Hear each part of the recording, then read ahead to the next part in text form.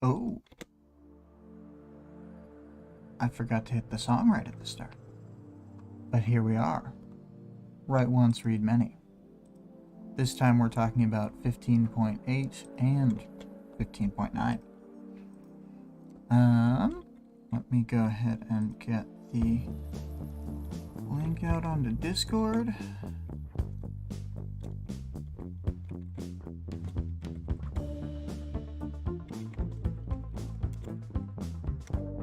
Alright, there it goes. This time we are going to have a couple of old art. These are ones you've seen before. We get two varieties depending on the scene. There's Atlas, and there's just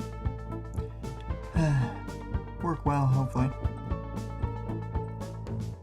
No,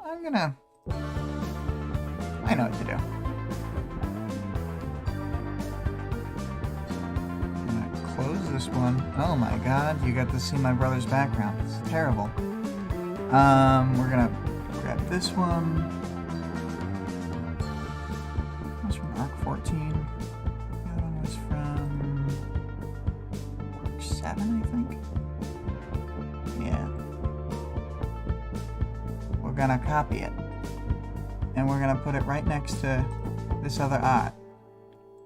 Then we'll just be able to scroll back and forth.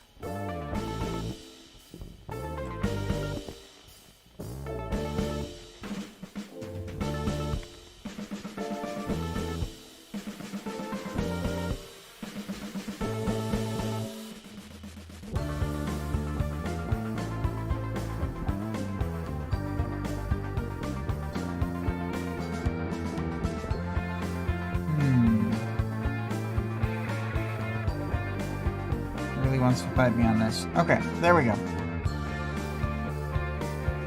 No, there we go.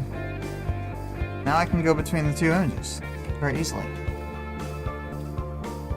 Alright, so as I was doing all that nonsense and getting distracted, Vale, Vic, 2 + 4 × 5 in the parking lot at work, and Greg all showed up. 2 + 4 × 5.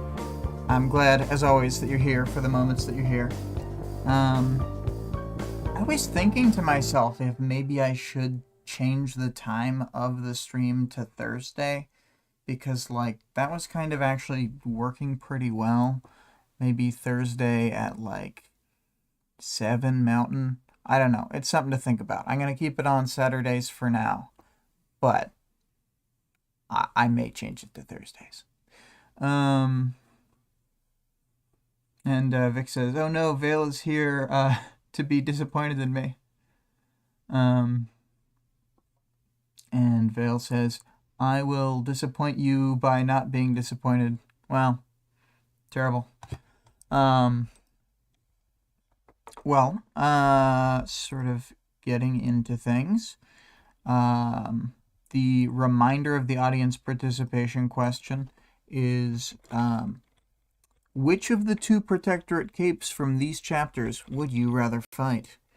And I mean, this can be from the perspective of Skitter, or you not having powers, or you having some power set that you think about that we don't know about. You just tell us about whatever.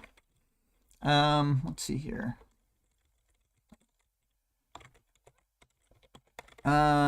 So, for the themes in these chapters, there's definitely compartmentalization. She even kind of thinks about her compartmentalization at one point. And then another theme is like escalation / going too far. Yeah.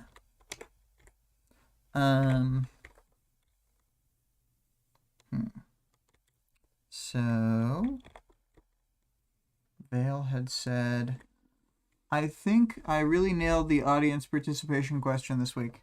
Well, that is good. I'm gonna check it out once I get there. I have not read your answer so far, so it will be a surprise. But yeah, escalation, going too far. These things happen quite a bit. This is one of Taylor's classic going too far moments. Vic says another theme is Taylor hating Trickster. Yeah, another theme is both of them hating each other. Skitter, Trickster, Spades relationship.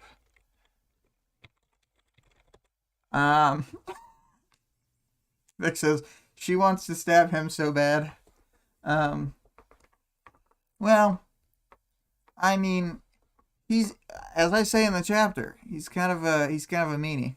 And then they kiss. I see.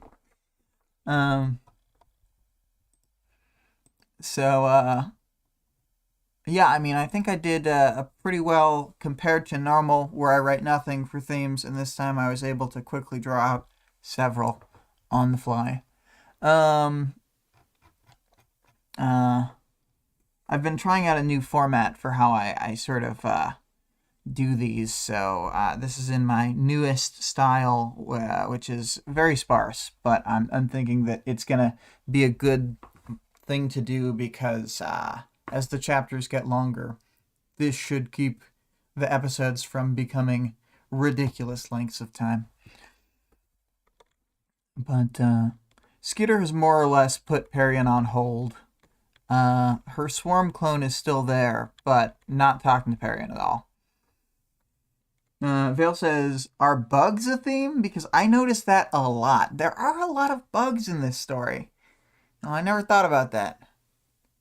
I had never noticed until I opened up this image somehow. Like, this time is the time that I noticed.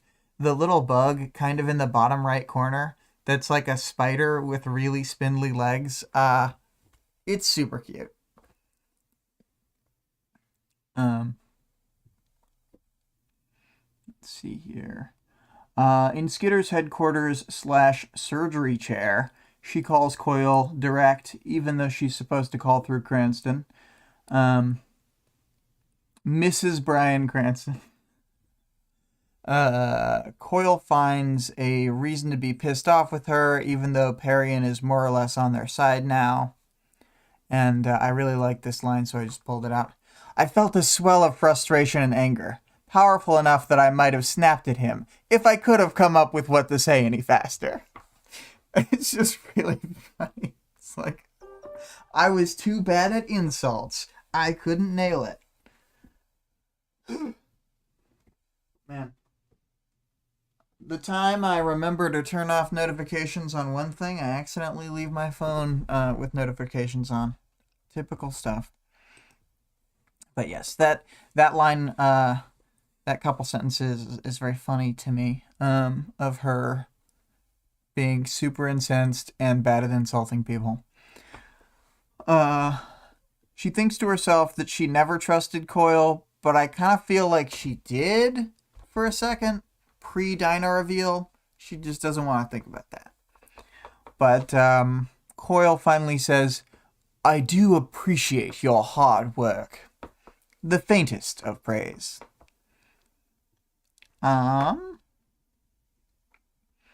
The Trickster Mayor mission is brought up at the end of the call. Coyle tells her that she needs to talk to him and arrange for what's going to happen tonight, and then he just sort of hangs up unceremoniously. Vale says, Taylor suffers from the syndrome of coming up with a perfect comeback weeks after it was needed. Yeah. She's doing the Calvin and Hobbes Calvin thing, where he's already at home and he's thought of the thing that he's supposed to say to Susie as the comeback. It's terrible. It's funny to us, though. It's good for the audience. So Skitter gets back to Perian and tells her she floated the idea and they'll contact Perian later. Skitter also tells Perian that she should talk to Flechette and figure out what she's going to do. Perian thinks that this is a lot of pressure for multiple reasons, but Taylor's like, thinking to herself, "You don't know what real pressure is, buddy." She's, she's peanut gallerying her own conversation. Phone is bug airlifted as usual and given to Perian as she leaves, and they kind of have a nice goodbye compared to last chapter where before she put Perian on hold, Perian's like, "I hate you." This time she's like, "I hope things go." Let me see what she says exactly. Is it good luck? No, it's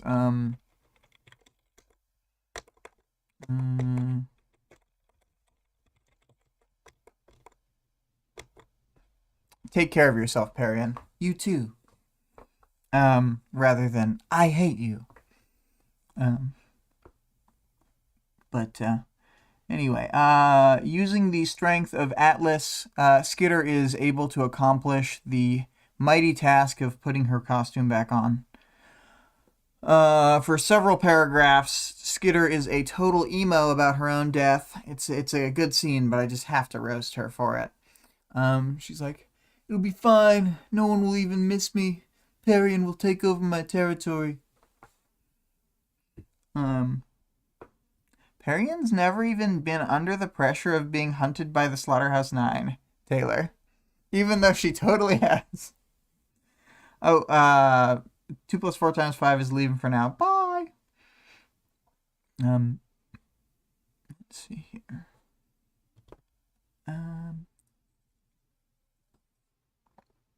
Oh, yeah. So, she calls Trickster, and we sort of flash forward with a page break. And we are in the next scene, much later that day, where she is flying over one of the remaining nice areas of town. It's like sunset-ish time period, and I think it's like maybe just before sunset because the sun is setting in like the chapter after these two. I think. I don't know. Maybe I've got the timeline mixed up. Let's look at this real quick. Control F, sun. No. Dark? Yeah, okay, so it's already dark by the next chapter. I think that, Greg says no concrete hovels in this part of town. Exactly. Let's see here. Oh yeah, what am I thinking? It's must be like sunset at the very start of the scene, and then it's like dark by the end of the fight with Prism, because it's dark when she's fighting on the roof. Duh. Getting all confused about a chapter I just read. But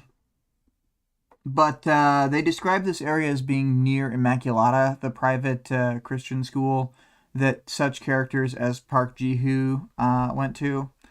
And this puts her south of downtown, which is south of the docks. So they're more inland and at a higher elevation.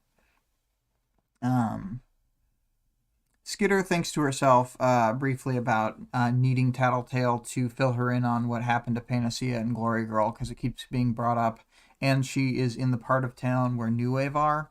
Although I think technically their truce with New Wave that lasts like a week is still in effect. Vic says the name of the school is crazy to me. Immaculata, yeah. It weirdly like feels realistic. I've seen just such bizarro Christian and Catholic school names. And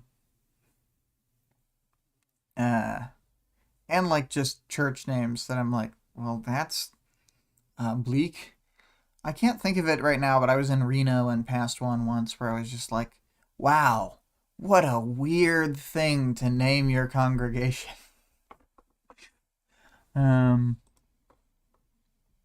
Anyway, though. So yeah. So she thinks about the Amy and Victoria thing. Then she sees like there's actual wildlife and like glades and forests are described up here. and it basically didn't get hit by the Leviathan attack at all. There's no like standing water like there was. It's just like you could be here and not even know that there was a disaster.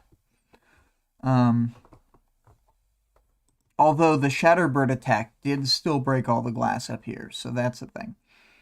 And that's another thing.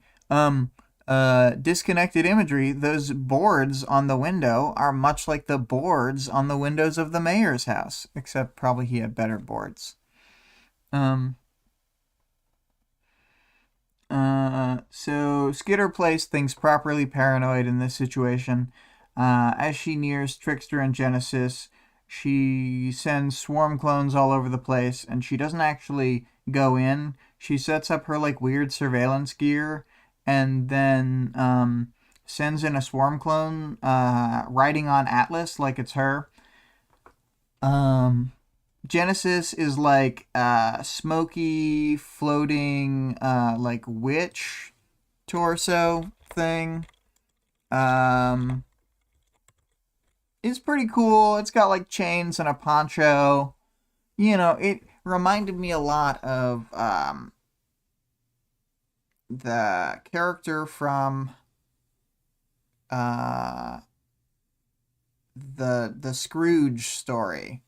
The ghost of his former business partner.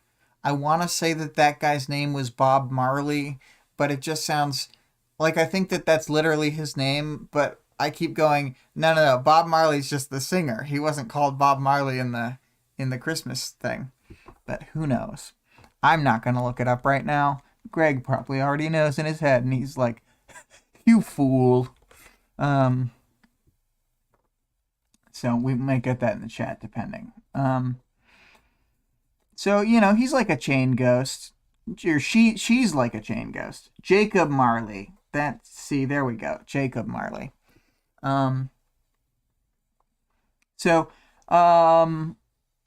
Clearly Genesis knows that it's Halloween, and it's not actually July or whatever month they're in. Or June. Trickster's being a meanie the whole time. I don't ship them together because he's a big meanie. Bugs get in the house. Skitter makes them a floor plan with other bugs in front of them. So the three of them are there planning. And Trickster's plan? To scare the wits out of them. He's like a Goosebumps character. Greg says, but the Muppets did Jacob and Bob Marley because Muppets. Okay, good. Let's see here. Trickster agrees during the planning phase with Skitter that they won't hurt the mayor's family. We will see how long this lasts. Genesis leaves, and then after she's already gone, Trickster's annoyed at Skitter that she's taking too long. And then he says he's annoyed because she's stepping on Ballistic's toes. But, like, I don't know. It's pretty stupid. He's just, like, revving up conflict between them for, like, seemingly no reason. He's just being weird, being kind of a shit. And then next he's all pissy that he realizes that Skitter's not really there and won't be teleporting in with him, so he'll have to fight one of the two cops near the house. But, like, couldn't he just line of sight to any other object, and even if it's a slow swap the cop to, like, I don't know, 100 feet away, or just anywhere in eyesight? It just doesn't seem like that big of an ask. Anyway, Skitter thinks about how soon the mayoral elections are and the state of the city and da-da-da-da-da. You know, important world-building moments.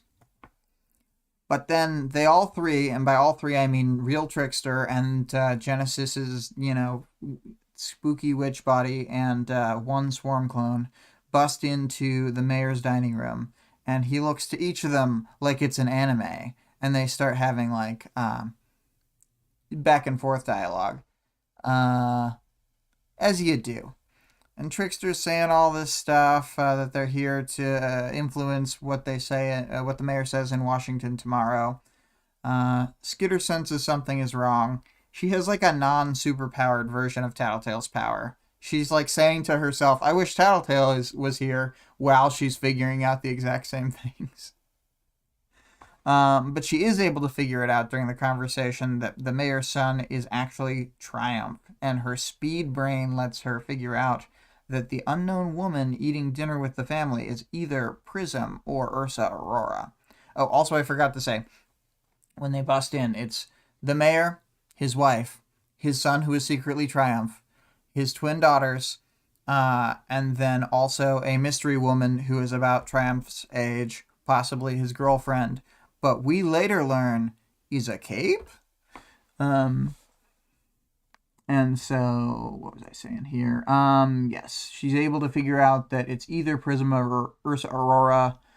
Skitter steals Triumph's phone, and he is not happy about this. Trickster and the mayor are trading some banter, and then Trickster is like, you know what I should do? Is I should teleport one of these little girls over here and put a gun to her head. That makes sense. That's a good idea. So Skitter, she's not happy with this, but she also tries to signal him with a written message that there are other capes in the room. She thinks to herself that he may in fact be illiterate, because he keeps not being able to read. So this is when, before Trickster really responds to the message she left him, Triumph just like flips out and chumps Trickster and Genesis like it's nothing, saves his sister, starts blasting bugs. He's very effective in this scene, and he's like a Hutt from Edge of the Empire. He just like shouts at you and you're done for. I know that he does lose the fight to Skitter in the next chapter, but I will say that he took down two capes just like right off the bat, and knocked out everything Skitter had in the area. And also the cape that he loses to is goddamn Skitter. So it's like, she's pretty good. Let's see here. The second cape, that lady calls out with her phone before Skitter can actually get Bugs to pull it out of her hand or anything. And we can just sort of assume from here that more hero capes will be mobilizing and on the way. Or possibly PRT. But Skitter knows if she leaves Trickster behind, it'll cause her problems, so she runs toward the house with her real body, and all of her swarm clones are running into. And the last thing that she thinks before the chapter ends is that she hopes she's not falling into Coil's trap somehow. But, she's not, so it works out. But, he's able to successfully leverage the whole paranoia agent idea against her. She's fighting shadows. She sees spooky Coil snipers where there are none. Final chapter thoughts. This one, I think, is a banger, as the kids say. I really like this one. This is, we're already at the section of the book where the general level of everything is just really high. But I do think that this is like a better chapter than, say, 15.2 or 15.3. Like this combo of chapters, I think it's like there's been a rise in the writing quality in just the weeks since this arc began. It's crazy. I really like it. I like Skitter's like negotiations with Coil and Perian, her weirdness with Trickster. I love the fight when Triumph just flips out and nearly wins right off the bat. Like, if she had actually been there, she would have just also gotten wrecked. So, it's a good thing that she didn't let Trickster put all of their eggs in one basket. But I'll move on to 15.9, but I just think that chapter is notably good, and I kind of wish there was a way to like show somebody an excerpt of this later stuff to get them into it, because it is so noticeably better than the start of the book in terms of the writing. But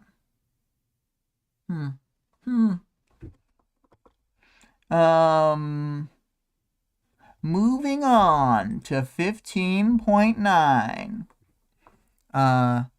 Skitter's got a battle against one known opponent and one partially unknown opponent. She also has to keep in mind her dual goals of convincing the mayor not to condemn the city and saving Trickster as part of her retreat. So it's like a big pain in the ass. And she's got that fucked up arm. Her arm is all hurt. And in a sling and everything. Let's see here. So, we see the reasoning in this chapter behind how she was able to figure out so quickly which capes they were. And she just like process of eliminations it like Guess Who style, and it's pretty great. Taylor Smart. Skitter. Skitter thinks that the fight will be super different depending on if she's fighting Prism or Ursa Aurora. So she gets the swarm treatment first. Big pylon to try to force her to hand and have her use her powers. Triumph has picked up Trickster and is running away with him. This could be a problem depending on the situation. Skitter makes some gross bug walls across as many doorways as she can. And the Lady Cape puts a coat over her face for like shielding and runs through a bug wall into a doorway. But Skitter had seen Home Alone one too many times and uses a tripwire to send her flying down the stairs. Starting to tie her up, Skitter feels a gun and thinks that this woman may in fact just be a PRT officer and not a cape. She traps most of the family in a closet by herding them in with bugs and stuff. Feeling trapped herself, though, Skitter starts making some sketchy calls and injecting a bit more venom into Triumph than she normally would when she retracts the abdomens to not full sting people. Finally, a power is used, and the woman is revealed. She is, in fact, Prism, because she can duplicate herself into 3. She has the power to leave stuff behind, seemingly, whereas Oni Lee didn't have that power, because she's able to leave bugs behind and not dupe them. Then she consolidates for short-lived strength and durability, so she kind of has a similar, like, burst power to what Battery was doing. Greg says, yeah, what kind of self-respecting cape would use a gun? Says Skitter, who carries a gun all the time. Let's see here. So Skitter counts on people not looking up, which is something that she thinks about more after the Slaughterhouse 9 thing and the bombing, etc. And she drops a big pile of bugs on Triumph right when he hits the bottom of the stairs. And he's accidentally helping Skitter out right now because he's carrying Trickster's body and kind of like carries him out of the house and into the yard. And then spicy bugs are employed on Triumph and a little bit on Prism, but she is like doing the like whole split and reconsolidate thing in such a way that she's never taking any permanent damage from them. So she's unspiced. But Skitter thinks to herself about how she's compartmentalizing away what she's doing to Triumph. She's like, I didn't want to think about that too much. Prism is able to leave behind her injuries as she expends bodies for power and then resplits. Skitter feels a sudden paranoid chill about Coil wanting to assassinate her, thinking that like something might happen right now. We've got swarm clones abound, and Prism is outside fighting on the lawn. Skitter's on the roof, and Prism not only sees her like super quickly, but then super jumps at her. and an attempt is made by Skitter to disrupt the landing, but fails because Prism triples herself in midair and then is able to like reconsolidate just to the one that sticks the landing. I mean, she's pretty good at this whole thing. This whole having superpowers thing. I don't think Skitter ever thinks to herself in this fight, like, man, I'd be so much better with this power. She's like, man, she's really good with this power. Which is not usually her mindset, you know. She's usually like, I would be so much better than you. But yeah, Skitter and Prism have a really cool fight. I didn't like do all the blow to blow or blow by blow, but she thinks back to seeing Prism fight Mannequin with Battery. A weakness is found that if she doesn't know something, like if Prism doesn't know something is on her, it's not left behind when she duplicates, which is found because of the gun being corded to the holster initially. Skitter gets to the ground on Atlas and tricks Prism into consolidating and then getting stuck on a cord like midair. Her arm gets hyperextended and maybe pulled out of its socket, and then she hurts either her ankle or her leg on the landing, but she's out of action. And Skitter goes and grabs Trickster and like attaches him to Atlas with a bunch of spider webs and crap. And this is when she realizes how bad Triumph is doing, and like really bad, like maybe dying. And the mayor comes outside with a shotgun, shoots a couple swarm clones, and then Skitter's threatening that she'll let Triumph die. He's like, "Are you gonna let him die?" And then she's like, "I don't want it to have to go that far." And then he's like, "He's my boy." And that's the classic line out of this chapter from the audiobook. I gotta shout out NSPB when he does the "He's my boy" in the chapter. It's like, oh, it's just so good. Anyway, Skitter convinces the mayor that he needs to speak on behalf of the city. Like, there's a little bit of back and forth, but she's just like, yeah, you're not going to be able to do this. Oh, I said Atlas a bunch of times, so I should make this go back to Atlas, who is carrying Trickster. But yeah, she convinces him he wouldn't be able to save Triumph even if he shot her. And so she uses the EpiPen on Triumph and starts him on his road to recovery. Then she sends him to get his wife really quick, and she starts doing CPR because the mayor doesn't know CPR. I think this scene is super good, super well done. It's emotional. Taylor is upset at herself and in general. Then we get the line, Washington, I told him, the city survives. And the mayor agrees with tears in his eyes. He nods, and Skitter retreats, both physically and emotionally. Let's see here. Final chapter thoughts. I love the section where she's out braining everyone and figures out, or like shows her hand how she figured out which capes they're fighting. It all makes sense, and she's super analytical, so like it makes sense with how she thinks. And she's got thinker brain, so it makes sense because she can, like, one of Skitter's superpowers that I remind people of all the time, but that they don't like talk about that often in the book, is she can she has like anime or manga powers where she can just think all of the thoughts that are on the panel during the one moment that the panel happens. So she can actually think like crazy fast, as well as her like multitask thing. Because, yeah, when we see other people's perspectives and they think a bunch of thoughts in a row, then oftentimes people will be like, yeah, doing okay there over there? And, yeah, that rarely ever happens to Taylor. She has to be pretty up in her emotions before people are able to notice. Except Aisha, actually. Aisha's really good at keeping track of Taylor's emotions.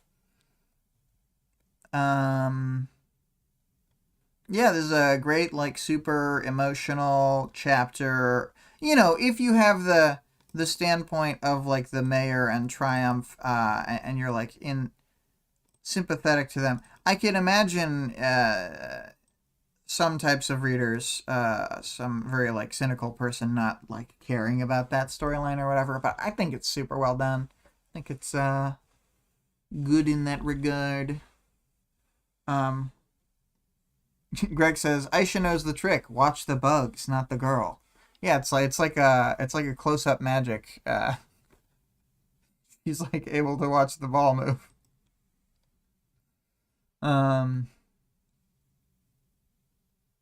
But yeah, I think I can move on to the arc stuff. I didn't write much. I just said like these two chapters are the climax of this arc, leaving us with the Taylor denouement as well as an interlude denouement. Both of which leave us with sort of the emotional core of what Arc 16 will be like, and sort of the coil side of things, and then, we'll be left with sort of a more straightforward, what's the next challenge for our protagonist kind of thing with the interlude. And, we get a lot of wrap-up thoughts on these two chapters, and, especially on her going too far, and almost killing Triumph. So yes, as far as arcs go, this one's the arciest. Just gonna move on to the characters section. Taylor, I think it's interesting that Taylor still doesn't know that Battery died or anything about what happened to Victoria or Amy. I do think, to at least some extent, Tattletale must be hiding the Battery thing, and she's definitely hiding the other thing. Oh, and she's also from a previous chapter hiding the Shadow Stalker thing. So it's like, Tattletale's secret pile is stacking up.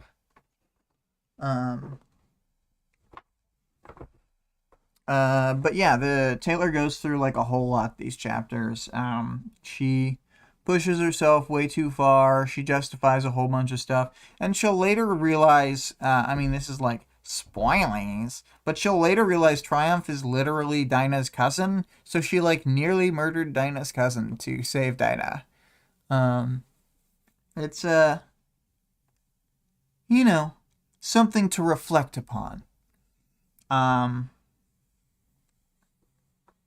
And she even does in Arc 16, like, there are times when she thinks, like, well, we can't do that. I'd be creating a bunch more sad Dinahs if I were to just go all out. So this does echo forward on her, I think. And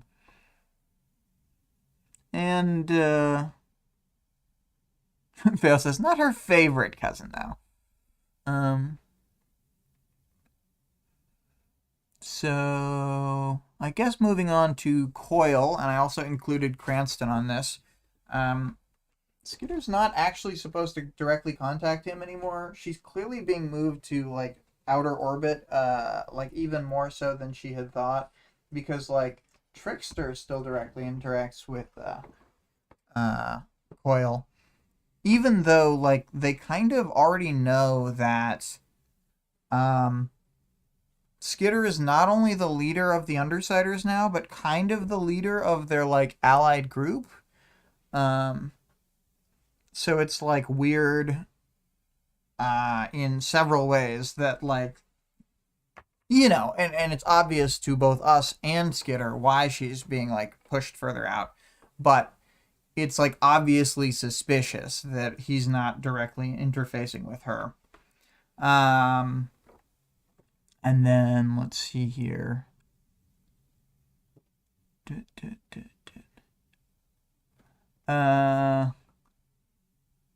Coil's sort of a weirdo. I do think it's funny how he just like hangs up mid-conversation. Like, it was kind of over, but it kind of wasn't. Anyway, moving on to Parian. I'm glad that Parian was being nicer this chapter than the previous chapter when she's all, I hate you, Taylor, you suck, you're the worst. I know you're just giving me a bunch of money, but you make me feel bad.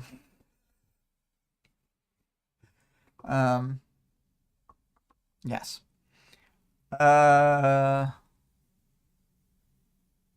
Parian being on their side, it's a big win for Taylor, I think, and really undercut by Coil.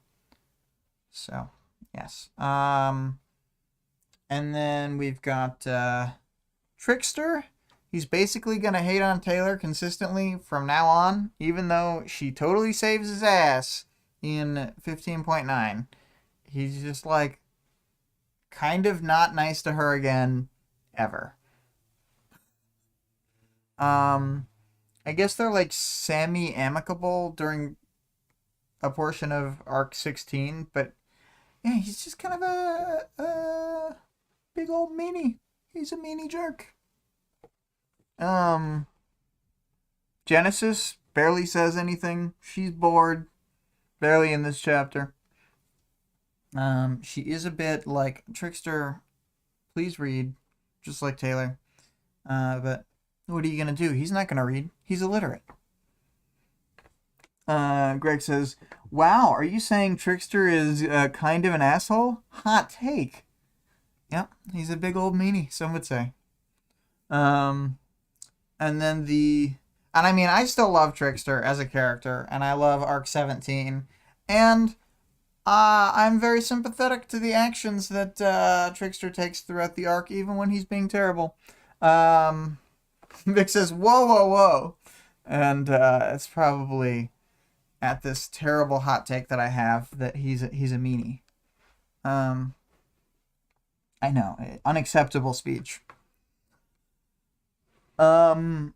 But yes, I put the wife and the twin girls into their own little category because they are basically just hostages and do not do anything. Taylor is instantly able to tell, well, these three aren't capes.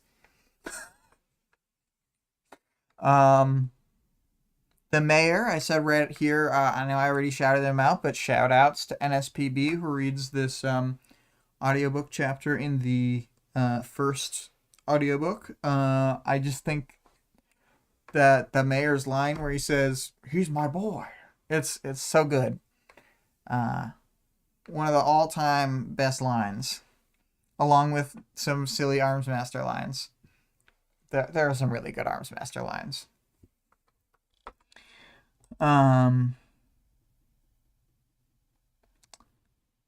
Triumph used as a bargaining chip and kind of an analog to the lung fight, where she felt like she didn't go too far enough, and then it turns out she did go too far enough, and then this time she also went too far enough.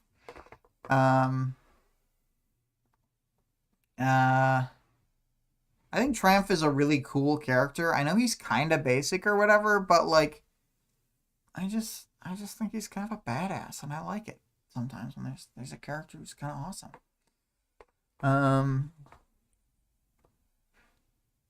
Prism. We don't learn that much about her here, but she's very tenacious, and she does just get pissed off and mag dump at Skitter at one point, and I realized that she actually has unlimited ammo if she does it right, because she can just duplicate and then like expend the duplicate that uses all the bullets. So it's like she just perpetually has a loaded gun, much as Miss Militia would. She's just got like, Oni Lee tricks up her sleeve, basically.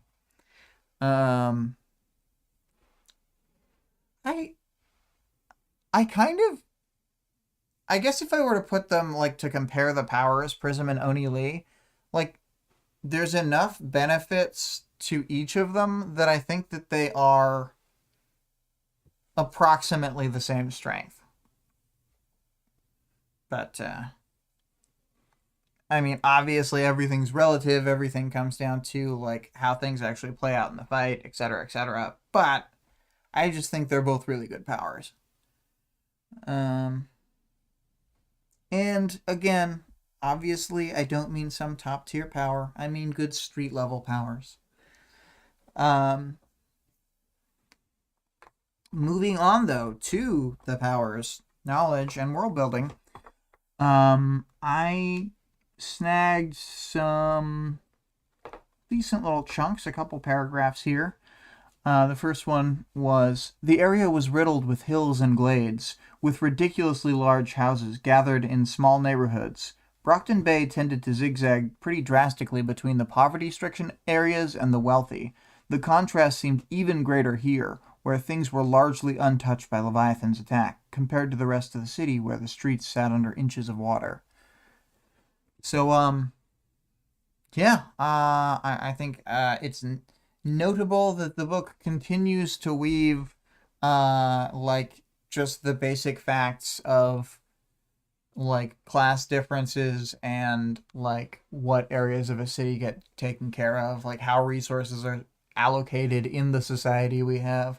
Like, just stuff that is basic and true about the world, but that, like, most fiction is not interested in.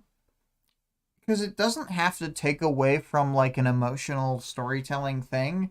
Because these same two chapters have, like, all this stuff about the rich and the poor, and they also still have, like, the sad moments of the mayor almost seeing Rory die, etc. So, like, we can do both.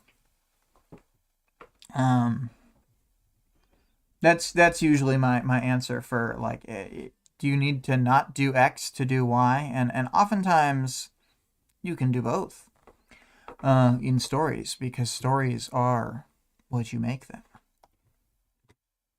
And Wildbow's so cool.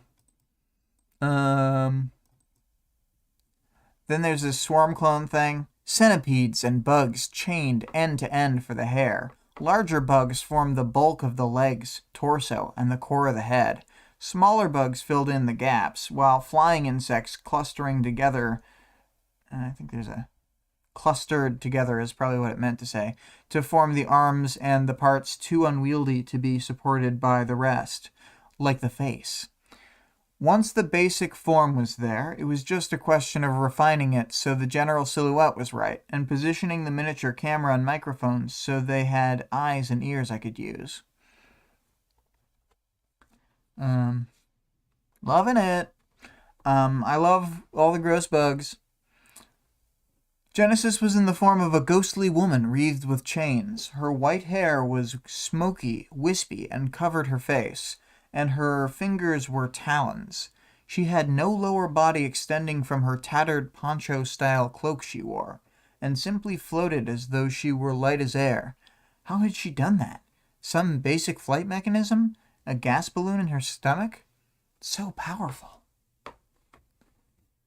From having been in the perspective of a character with flight for a long time, from reading Ward, she probably did have essentially the basic flight power that a lot of capes have.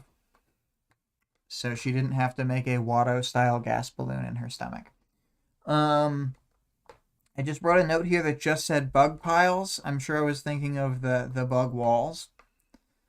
Oh yes, a little pull out about Triumph's power. Triumph shouted. His sister was untouched, but Trickster was sent flying into the wall, hard enough he was half buried in the drywall.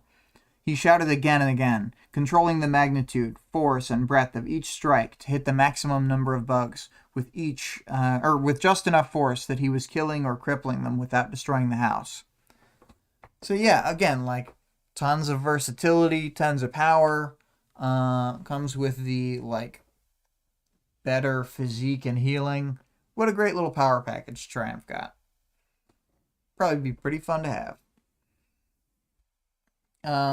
So I also mentioned that Skitter Home Alone trapped stuff here. Because, man, it's just so funny that she put a wall of bugs and then she's like, hee hee hee hee, I will also put a tripwire. So dumb. I love it.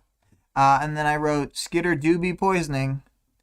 I was forced to scale up, to start injecting more than the trace amounts of venom, and I was all too aware of how easy it was to go too far or go over the top.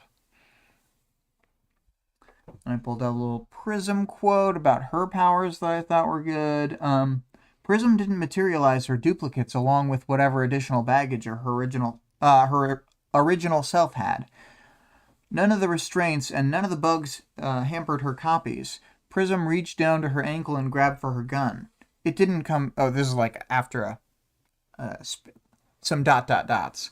Prism reached down to her ankle and grabbed for her gun. It didn't come free of the holster. She could come with baggage she wasn't aware of? She had some control. Maybe she had to go out of her way to exclude certain matter or material from her duplicates. Taylor is so good at learning powers on the fly and then beating you. She's so cool.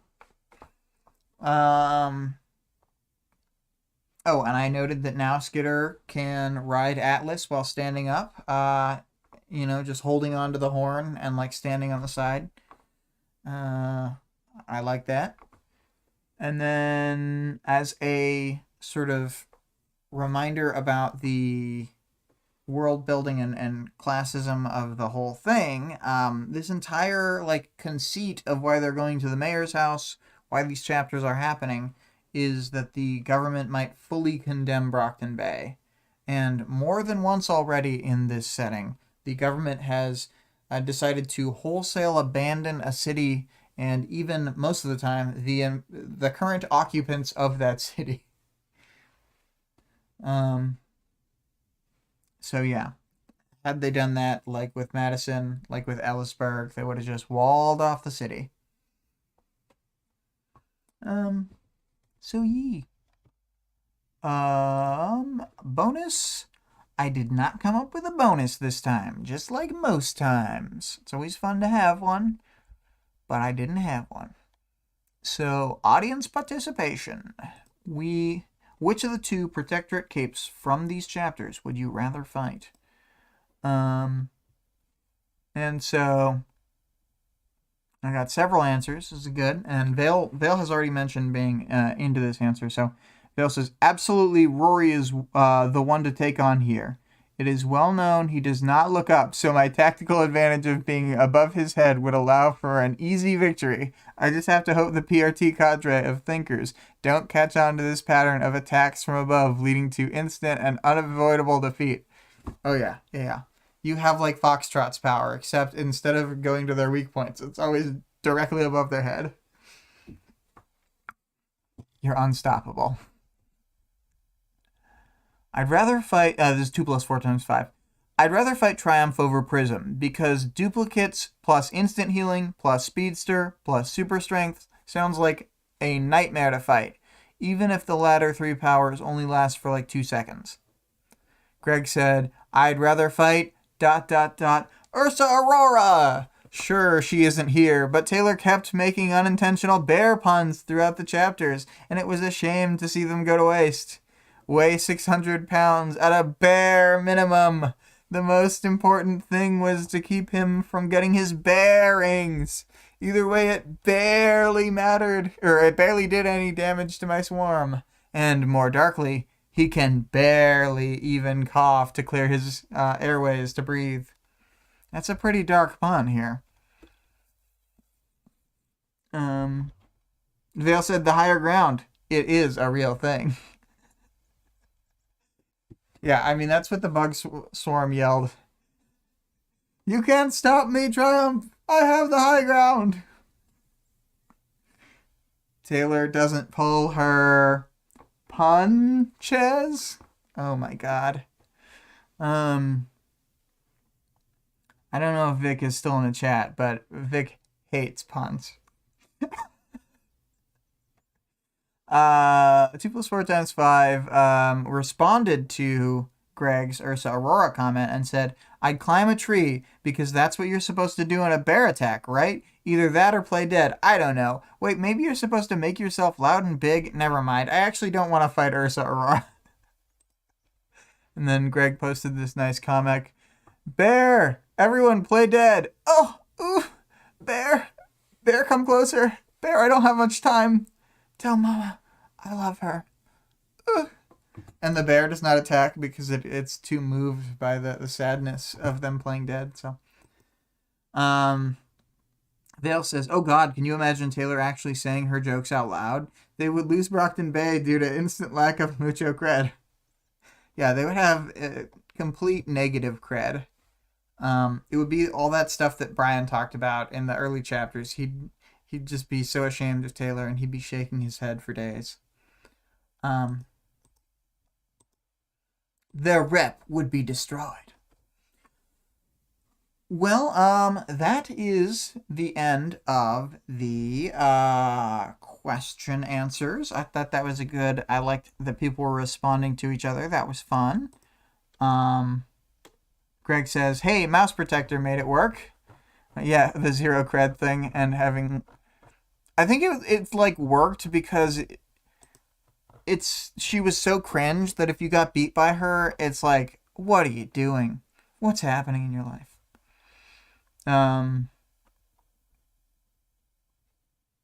Neville says, Lisa to Taylor, not copacetic skitter, not at all.